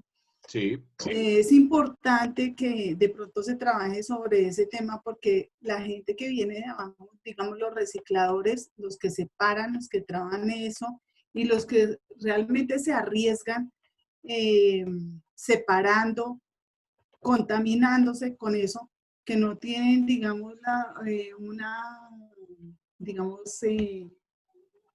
seguridad para Seguridad cuidarse, social. digamos, ahorita, ¿sí? Sí. Nada más para cuidarse, para protegerse en ellos. Digamos a ustedes, ahorita ven a todos los recicladores o los señores que manejan los residuos orgánicos, los residuos sólidos, el reciclaje. Y esos no tienen ni guantes, ni tienen caretas, ni tienen máscaras, ni tienen cómo protegerse. Ellos hacen eso y todo lo llevan allí. Y todo lo llevan a las bodegas de la UAS. La UAS no les está a ellos diciendo, bueno, protéjanse. Simplemente les pagan a ellos una EPS y ya con eso. Eso es el círculo económico que el gobierno está manejando.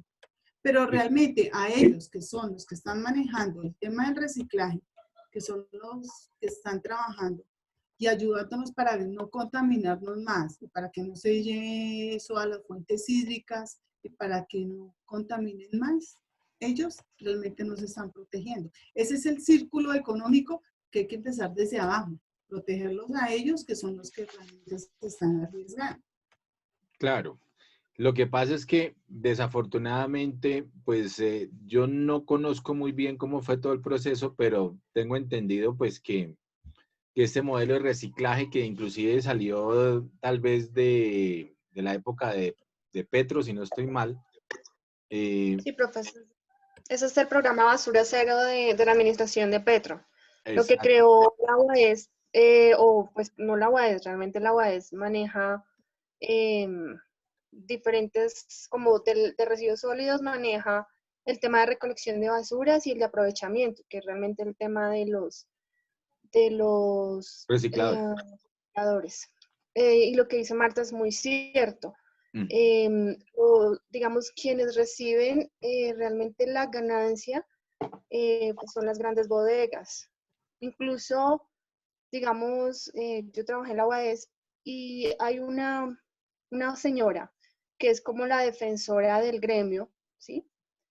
Es una persona que ya, de ser una persona que administraba una bodega, ahora es conferencista y demás, y ya le pagan sus viajes internacionales y todo lo demás, pero es una de las que maneja la bodega más grande de reciclaje en Bogotá. ¿Y a costa de quién? De las personas que están en la calle, a los que les pagan 500 pesos por 10 kilos de lo que ellos llevan, ¿no? Sí. Y como digamos una de las filosofías de la administración de Petro era como darles a ellos como la capacidad de comprar, o no, más bien uno era reconocerlos, por eso los documentos, los censaron. Los censaron, les crearon unas cuentas en las que supuestamente pues les van a consignar, obviamente a ellos es muy mínimo, los grandes son los que les consignan millones y son miles de pesos los que se manejan en ese tema. Sí. Y era como a ellos el primer nivel, que son los que están en la calle, es como mantenerlos ahí en su vicio, digámoslo así, no todos lo hacen por vicio, pero el primero, el nivel cero, digámoslo así, a ellos les cambiaban o les daban lo mínimo para que ellos pudieran de pronto adquirir sus sustancias, digámoslo así, que no tendría nada de humano, ¿no? En el fondo, aunque digamos que sí hubo una política muy grande para generar unas condiciones de vida mejores para esa población. Claro. Pero de todas maneras, desafortunadamente, entonces está, digamos, el modelo estuvo bien creado, pero ahora está mal manejado y esto es lo que está generando, no es que los recicladores como tal reciban su compensación como debe ser, sino está manipulado por grandes, digamos, captadores de estos reciclajes, empresas grandes, que son las que realmente en la intermediación, ¿cierto?, están ganando.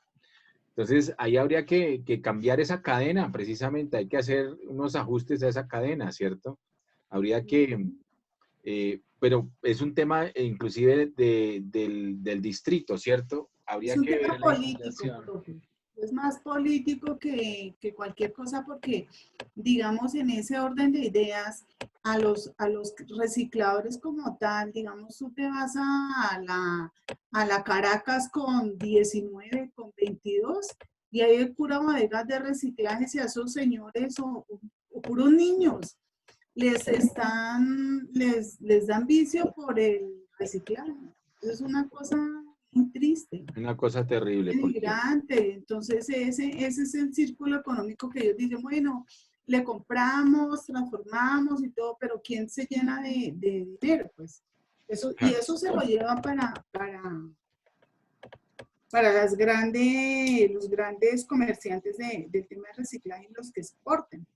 Sí, ahí hay que, bueno, si tenemos tan identificado ese tema, de verdad deberíamos hasta hacer una denuncia pública de pronto de ese tema, porque está terrible.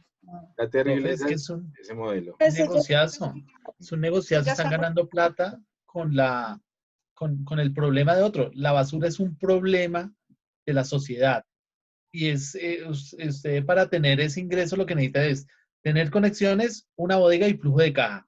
Flujo de caja para pagarle a los recicladores. La bodega para almacenar y los contactos para vender. No está invirtiendo absolutamente nada más. Está ganando plata de las necesidades de una población a costas de esas necesidades y quitando un problema. No está invirtiendo absolutamente nada. Es un negociazo muy grande. Una gran explotación, ¿no? Es una explotación de estos recicladores, ¿no? Porque no se le está pagando justo lo que debería pagársele precisamente. Además que el reciclaje sirve para muchas cosas, profe. Digamos el tema del PET, El polipropileno, que se llama eso sirve para construir, para hacer ladrillos, para transformar en ladrillos, para construir, para hacer andenes, para postes. Eso es una superindustria. O sea, una persona que tenga una plata, porque la visión la hay, pero que tenga plata en manejar eso, uno hace empresa, otro dignifica a los recicladores porque hay que dignificarlos y hay que capacitarlos y hay que protegerlos porque Entonces, ellos hacen es la valioso. empresa que tú vas a hacer va a ser una empresa de reciclaje, precisamente. Esa es ya la primera que tú vas a hacerme, por favor.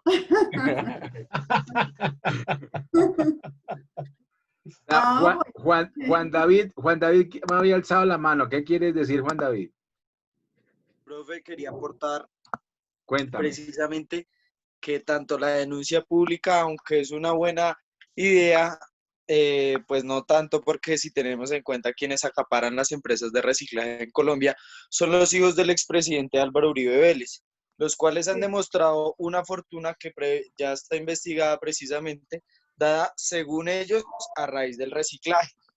Segundo, estoy de acuerdo con que no hay una dignificación laboral para los recicladores, pero tal como lo dijo Patricia, hay un problema cultural y social de fondo, que son que muchas personas de estas que ayudan con el acopio del material son consumidores de sustancias alucinógenas y por ende su condición no les permite mantener un contrato laboral o una estabilidad como tal de su vida. Ese es el problema. Y somos carentes de políticas públicas para el aprovechamiento de estos materiales y pues continuar con esta economía circular, ya que en muchos procesos es más barato traer nuevas cosas a reutilizarlas por los procesos que excluyen, pero esto no lo tiene en cuenta la ciudadanía, que prefiere más baratico a cuidar el planeta. Ok, gracias. Sí, buen aporte. De acuerdo. ¿Quién más está hablando? ¿Quién más quiere hablar? Profe, totalmente de acuerdo con lo que dijo el compañero. Además, estamos hablando solamente de lo que se puede reciclar, pero de los desechos orgánicos que otras naciones han utilizado para generar electricidad, no lo estamos haciendo. Y ahorita tenemos un problema grandísimo con el botadero de Doña Juana, un problema social, ambiental. Es que definitivamente nosotros no estamos pensando a futuro. No nos estamos proyectando, estamos solucionando y tapando los huecos de la corrupción del presente. Sí, desafortunadamente no se vuelve un círculo virtuoso, sino un círculo vicioso, en el que se tapan son huecos de atrás y no se deja proyectar a las nuevas generaciones, sino que llegan a tratar de, como dices tú, tapar el hueco porque no hay más que hacer. Y es un problema político fuerte también de las alcaldías. ¿Qué política, alguien sabe que la alcaldesa, qué política está tomando con respecto a eso o está sencillamente dejándolo, como dicen, dejarlo pasar? Sé que ella ahorita está como capoteando porque como con esta pandemia está mirando es quién. Pues estamos en una problemática diferente. Ahorita ya tienes que buscar hospitales y ese cuento y dejar de encerrarnos a todos y más bien buscar hospitales y los equipos para la gente que está con su coronavirus. Sí, estamos en otra problemática. Entonces obviamente eso no es prioridad en este momento. Pero bueno, gracias por los aportes, estamos de acuerdo. Lo que es importante es entender cómo efectivamente pues ese modelo de lo que está planteado no sirve y con las empresas que uno pudiera realizar, ¿cierto? Pudiéramos realmente tratar de cambiar ese modelo. No es fácil porque ya está así, pero si uno conoce los problemas precisamente de la cadena de valor y sabe dónde hay que apuntarlo, que eso es lo que está planteando este modelo de cadena de valor, pues empieza a darle el vuelco con la empresa, pues que a veces uno es un poco soñador y los empresarios son muy soñadores. de pronto se requiere empresarios realmente que quieran cambiar las cosas, ¿no? Empresarios con una dinámica, de pronto habría que proponérselo y habría que ver, bueno, algunos gremios, por ejemplo, de pronto con la ANDI, la Asociación Nacional de Industriales, a ver qué está pensando respecto a eso. Y si no es del gremio, porque ese gremio, el de la ANDI, pues es un gremio patronal, ¿no? Y si es un gremio patronal político, pues ni modo, no nos serviría. Habría que ver a qué fuente llegar, con qué empresa y con qué modelo, y la parte de la cadena de valor que debemos cambiar. Profe, mire que la ANDI maneja computadores para educar, ¿sí? Sí. Y digamos, en ese orden de ideas, ahorita los municipios y las veredas que yo manejo, y trabajo, donde yo estoy manejando, los niños no tienen un computador, no tienen un solo, bueno, los que yo he podido recuperar y todo, pero no tienen un computador donde ellos puedan comunicarse, donde puedan trabajar ni nada. Supuestamente computadores para educar, todas las empresas, todos los ministerios le llevan los computadores que cambian a esa empresa computadores para educar, para que ellos vuelvan, cojan esos computadores, los arreglen y los envíen a esas veredas, a los niños realmente que necesitan, a los municipios. Y ahorita, ¿qué ha pasado? ¿Qué ha pasado con esta pandemia? ¿Qué ha pasado ahorita con los niños? No, los niños no tienen cómo trabajar, no tienen cómo estudiar. Entonces, ¿eso qué es? Eso fue un negocio. Eso fue un negocio redondo. Ellos, ese círculo económico que las empresas le daban los computadores, los ministerios, porque yo los abordé. Yo abordé a los ministerios. Uno fue el Ministerio del Medio Ambiente. Y yo lo abordé que mira, que esto, que yo hago esto, que lo otro. No, es que todo está para computadores para educar, porque pues ellos están arreglando los computadores, los que no sirven, los que sí, los que, bueno, eso yo manejo el tema. Pero entonces ellos dijeron, los que sí se arreglan, se pueden arreglar, se llevan para las veredas, para los municipios, para los niños, no sé qué. Y ahorita con esa pandemia, ¿dónde están esos computadores? ¿Dónde están los niños de las veredas? ¿Dónde están terrible. los niños? Es un negocio. Es un negociado y desafortunadamente volvemos al tema de lo que la peor pandemia, más que esta misma pandemia, es la corrupción. Tristemente. Bueno, señores, qué pena, pero ya señoras y señores, Sí, ya, qué pena. muchas gracias por los aportes, interesante, pero pues se nos acabó también el tiempo. Vamos a revisar este tema de la...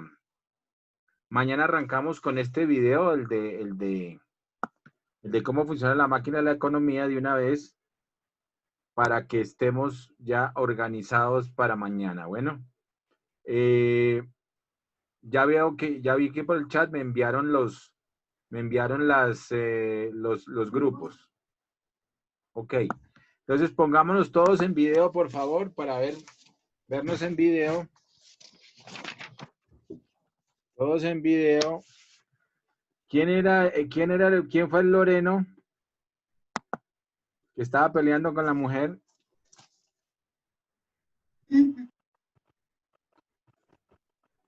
No veo al Loreno. ¿Quién era el Loreno? Marta Amaya, no te veo. Wilber Armando, tampoco te veo. Wilber Armando Rodríguez. Wilber a la 1. Wilber a las 2. Va a tocar ponerle falla a Wilber.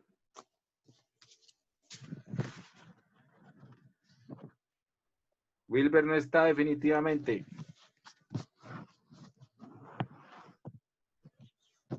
Está peleando con la mujer, ya se conecta. Wilber. Ahora sí. Ese era el hombre que estaba peleando con la mujer. Wilber estaba peleando con la mujer. Wilber.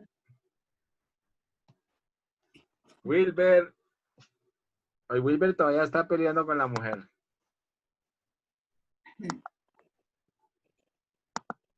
Bueno. Mañana lo vemos con el ojo morado de pronto. Ya, ahí se puso la diadema. Bueno, Diego, ¿dónde está Diego? Por aquí, profe. Ok, Diego, ya lo veo. Rubén, Ah, sí, ahí está. Pensé que era una foto de Rubén.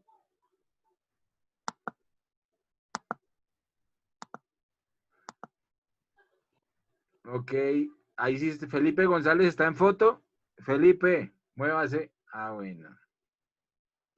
Jorge Andrés, ya lo veo. Ya los estoy viendo a todos, muy bien. Daniel, Miguel.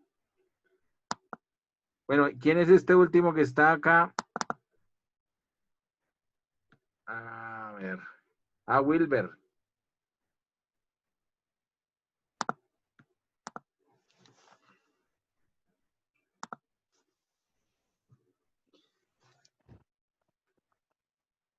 Listo, muchachos, ya los veo a todos. A Alexandra Cruz no la veo. No Hable. tengo cámara, pero estoy aquí. Dios mío.